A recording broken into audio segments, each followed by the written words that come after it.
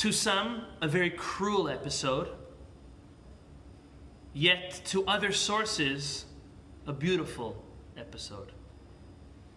And this is talking about when a fellow, when a Jew, is walking and they see a nest. And on that nest, they see a mother with her eggs, or with her little birdies. And the Torah tells us, go, shoo the mother away before you take the eggs or the babies. And the Torah says, you'll be blessed with long life if you do so. It's a commandment, and it's one of the few commandments that the Torah tells us the reward for doing so.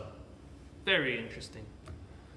So listen to what the Talmud says. The Talmud says, Masechet Berachot, he says that the mitzvah, it's called in Hebrew shiluach haken, of shooing away the mother before taking the young ones, is not because Hashem is merciful over them, over the babies, over the mother, over the situation, and compassionate.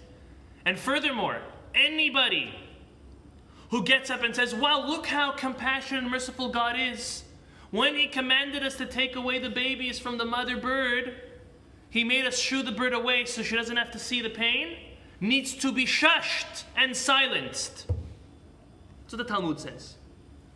On the other hand, the Midrash tells us that God is compassionate and merciful to all animals. And He's also compassionate and merciful to birds. And the source the Midrash brings to prove how much mercy Hashem has for birds is this verse. Let me quote the verse.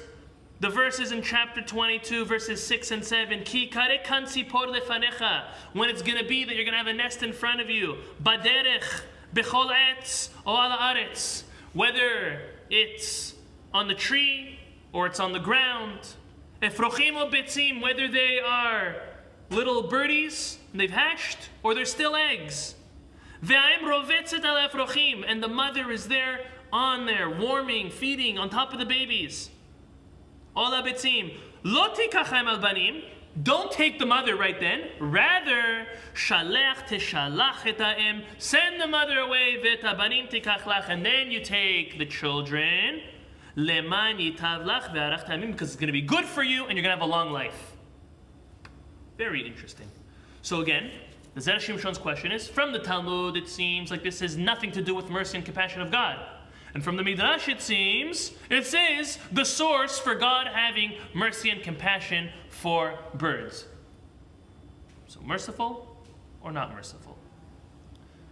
Before he answers, he asks another question.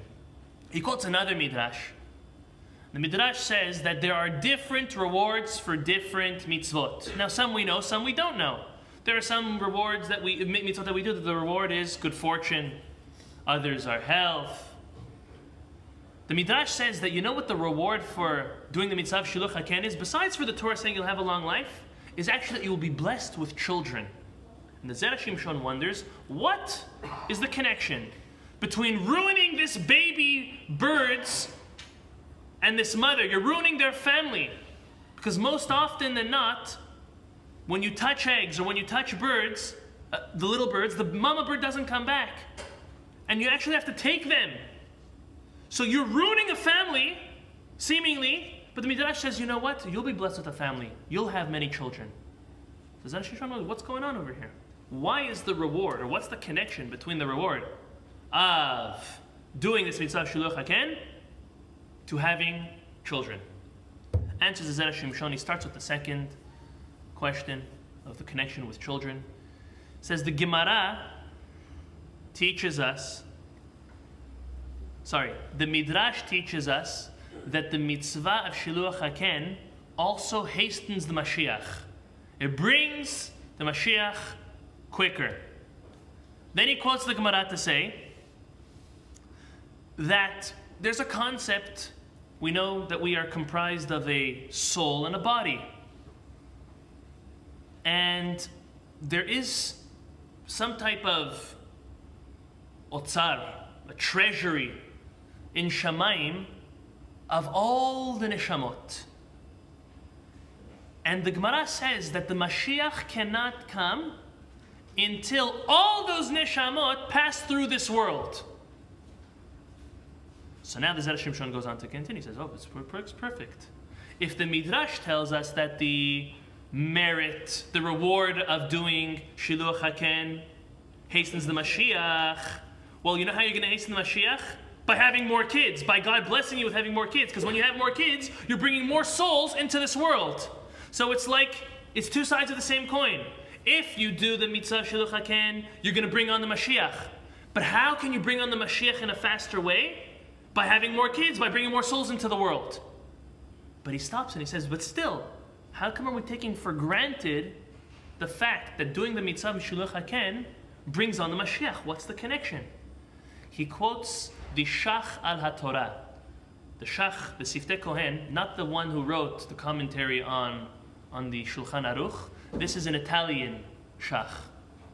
And the Zera Shimshon quotes him from time to time. He quotes a Zohar Chadash in root.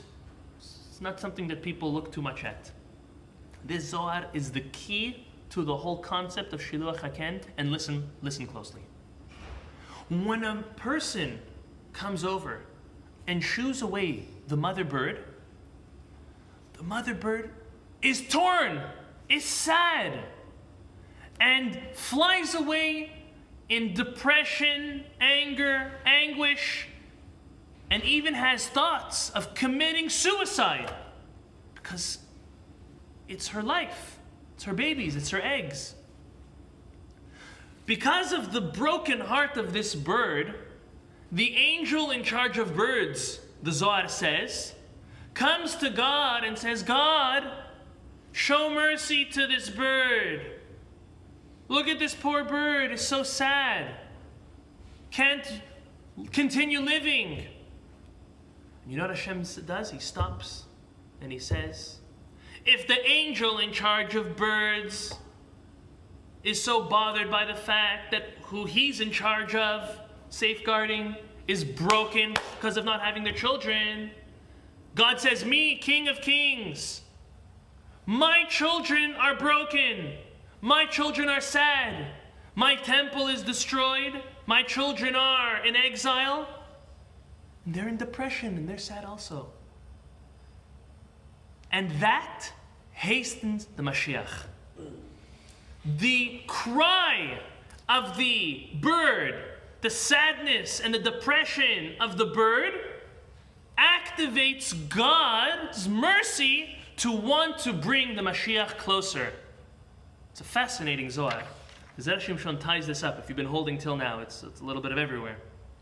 Zera Shimshon ties it up and he says, when the Talmud says it's not merciful, and anyone who says that it's out of God's compassion and mercy, that we have to, that we do the mitzvah Shiluach HaKen, has to be shushed and is wrong, it's because we don't understand why God does what he does. He has a divine plan. We're human beings. We can't understand everything. And on the contrary, it doesn't look too merciful.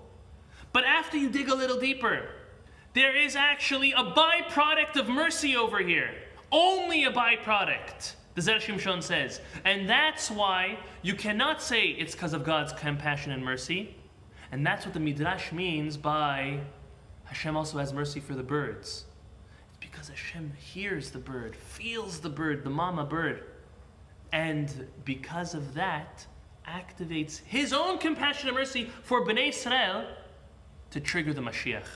And again, since the mercy of God is only a byproduct of the mitzvah Shiluach HaKen, we can never say that the reason for the mitzvah is God's compassion and mercy. And for us, this means that God is our Father, He's our King, He's our Master, but most importantly, He's our Father. And a father and mother have a tremendous amount of mercy and compassion for their children. We have to learn how to appeal to that compassion and mercy. And there are some tools that Chachamim told us how to do so. One of them is The way we act towards others is the way God and others will act towards us. So if we're nice to others, Hashem will automatically do that to us. If Hashem sees us act to another one of His children, any other Yehudi, in a compassionate way, in a way that's above the letter of the law, in a merciful, nice way, Hashem says, wow, you did something nice to my child. Let me do something nice to you. Another is one who judges others favorably. If you judge others favorably, the Talmud says, Hashem will judge you favorably. And these are just some tools that Chachamim gave us in order to appeal for our case on the day of judgment and the day of the sealing of the judgment, Yom Kippur, in order to have the most successful upcoming year for ourselves, our families, friends, and community.